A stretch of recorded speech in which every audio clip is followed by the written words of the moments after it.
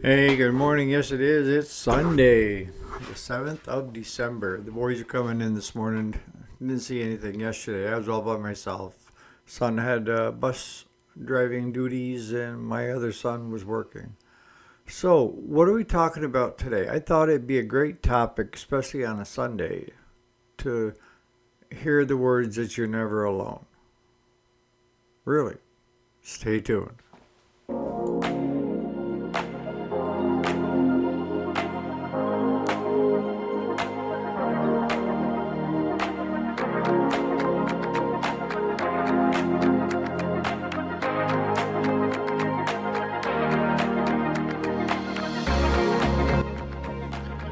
Alrighty, welcome back to the channel. My name is Eric, if you didn't already know it. And yes, this is the weekend. We do business and pleasure during Monday through Friday's episodes. But on the weekends, I can go off the rail and talk about whatever, right? And I just, a lot of my topics that I come up with are just stuff that, I'm thinking about and is affecting me. And I figure if it's affecting me, it's got to be affecting more than just me. I mean, I'm not unique in any way, shape, or form. But that's feeling alone, and you're never alone. So let's take a step back. Say, okay, what is it? What exactly does that mean, Eric, on a Sunday? It means that, you know, you guys all know me. I'm not Bible pumping, God preaching and stuff. I do have a strong faith in God, but that's a faith between me and Him. And He isn't asking me to convert anybody. If you, when you have your time with God, will be between you and Him. You don't need me as a middleman or anybody else. And people ask me, Eric, how do you get a relationship like you have with God? Start talking to Him. You don't need to go to church to talk to God. He's everywhere. He listens to you. I mean, I tell you guys, you probably got me on mute most of the time, but He sees everybody's struggles. And we talked about people tell me, how can God be this cruel to make me have to go through these struggles? And there is a reason. And you're probably not going to know it until later in life. When you get that aha moment and say, okay, now I understand it. God gave us life. That's the most precious gift that anybody could give, right? So we're alive. Now, he could have just said, you guys are my followers and this is the way it's going to be. But he said, no, I'm also going to give you choice. Choice to live your life the way you want it. And in doing so, a lot of us have made bad choices in the past, right? I know I have. And I also felt the repercussions from those bad choices. God didn't tell me to make that choice. I did the choosing. It's kind of like that devil on one side and the angel on the other saying, don't do it, don't do it. And the other one saying, no, do it. Kind of like that. But God's not going to interfere in how you make a choice or how you deal with the repercussions. And the longer you're here, the more time you're here, the more experiences you're going to have. And we talk about experiences a lot. That I've learned the most from my failings than I have from my achievements. Because I spent more time working on my failings of saying, okay, why did this not work? Why did it go south? And in doing so, it's taking that experience that was a negative and turning it into a positive of saying, okay, I know not to do that again. Again. Some people it takes more than once. I'll be honest with you. People say, well, why does God allow all these people to use drugs and alcohol? It's a personal choice.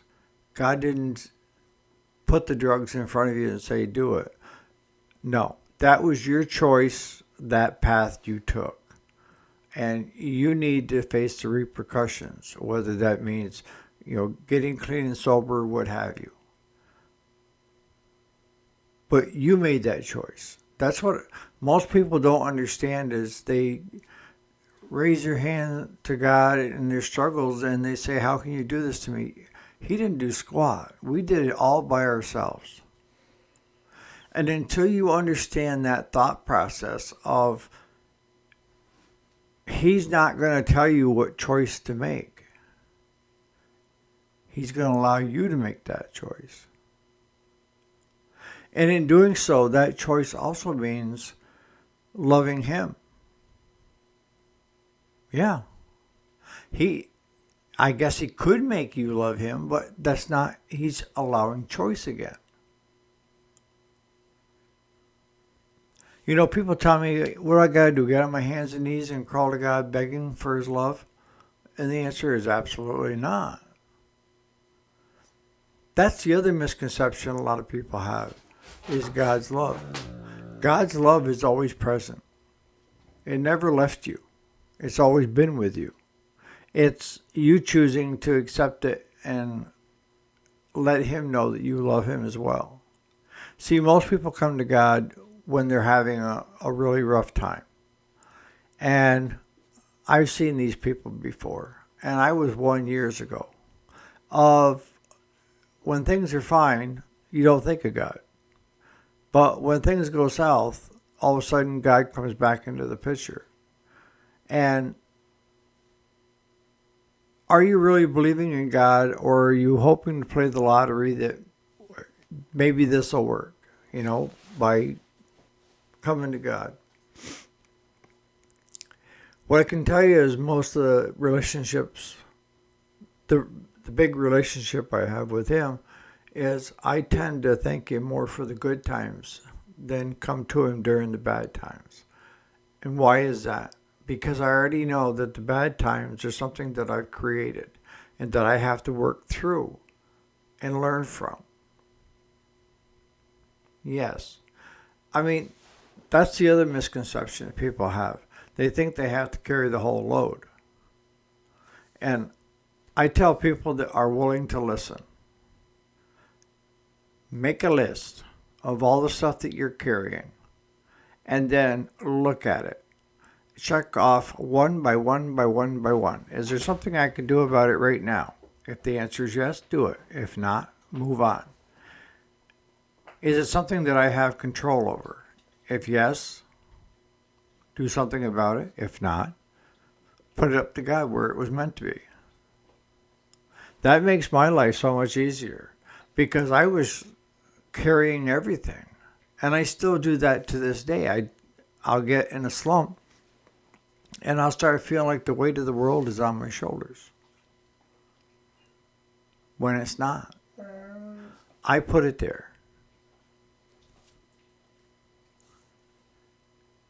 People feeling like they're alone. My relationship that I have with God means I'm never alone.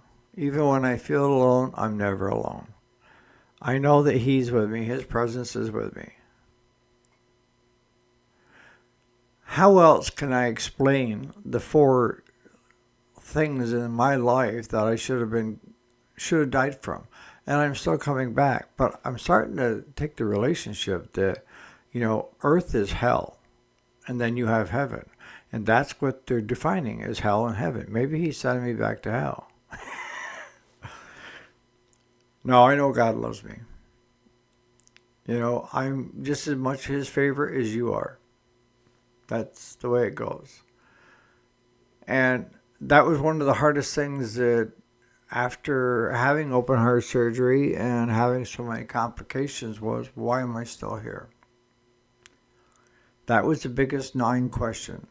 If I died on the table for 7 minutes, why bring me back?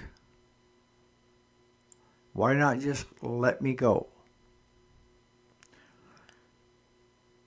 And somebody told me, he said, Eric, you're not done yet. I'm like, what? He said, you're not done yet. You either have something to teach somebody or you have something to learn before you can move on to the next phase of our life. I don't know what that is. But what I have decided is I'm going to enjoy the ride while I'm here because this is a very precious gift, and that is to continue to be alive. You know, you go unnoticed. You feel like you go unnoticed and nobody cares. And if you weren't here, it it wouldn't change the fact, right? But that's the wrong way to think about it. You're impacting other people's lives whether you want it to or not. You choose how much you're willing to give to others in this lifetime. You could, I guess, shut down and keep everything to yourself, but that's hard. And that's one of the things that probably you guys, because most of you guys that are on this channel are guys and older, is I spent most of my life being the rock for my family and my friends. I was the go-to when anybody needed anything. And I took pride in that. But also in doing so, I shut down allowing anybody in. And what do I mean by that? I mean, if we were having problems at the shop or I was having problems at work or whatever, I didn't vocalize it. And if things were becoming very overwhelming, I kept it to myself. Why? Because everybody counted on me to do the right things and to be there for them. But the biggest thing I was missing is I wasn't being there for myself. Really. You know, it's like having a business and telling the spouse that everything is going fine because you don't want her to worry that you're going in the red. Because you do not want to upset the balance of life, and that is, I am your rock, and I am here to lean on and take care of your problems, but when I have problems, I have to deal with them myself so I don't get everybody worried. That's where I went wrong. And if you're doing that right now, that's where you're going wrong. Because if you're in a relationship, it's for better or for worse, okay? And I can tell you right now, sometimes letting people in, they will come up with really good ideas of what to do. And maybe if you say something to your spouse, she's got tons of ideas and will even step in and help you. But if she doesn't know, she can't do anything. Or if it's your husband, he doesn't know, so how can he help you? And I used to do that thing, well, I've got God. God will help me with my struggles. God's there for me. But he's not going to help me with my struggles because there's something that I did or didn't do that caused me to get into this situation in the first place. He wants it to be a learning lesson. But that learning lesson might be somebody else giving you a great idea if they know that you're having issues. The other thing that was told to me when I come out of the hospital, and I mean, I had a ton of outpouring of support, especially with you guys. But I didn't know how to handle it because I've always been the guy that didn't put his stuff out there for others to feel the need to help. Because I'm your rock, right? Going back to that rock. So it was hard for me to accept help from other people around the neighborhood. And everybody wanted to do something. People were stopping and asking, what can we do? What can we do? And I'm thinking I'd rather do it myself than ask anybody to do it. It's something I have to get through. And that's not the way to think. That was incorrect thinking. My sister told me, she said, you know what, Eric? You've done so much for your neighborhood, so much for your community, so much for everybody else throughout the years. And not once have you asked for help. Let these people repay you, even if it's a little, for your kindness and efforts that you've helped them throughout the years. That allowed me to take my guard down. And when I say my guard, is keeping things to myself so that it couldn't get out. People don't know what to do or how to help if you aren't vocal,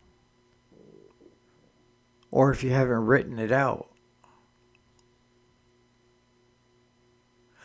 But what I can say through everything, every step of the way, God's been with me.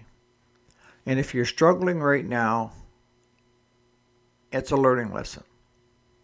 Figure out, what did you do to cause you to come to this situation? You know, it makes me laugh now. God and I have some wicked, funny relationship conversations. But it's like, God, why did you save me? And then hit me with all these hospital bills and all these doctor bills. I'm still getting them, by the way, and paying them. And it wiped out a lot of our personal nest egg to pay everybody out. It's like, Jesus Christ, kill me already.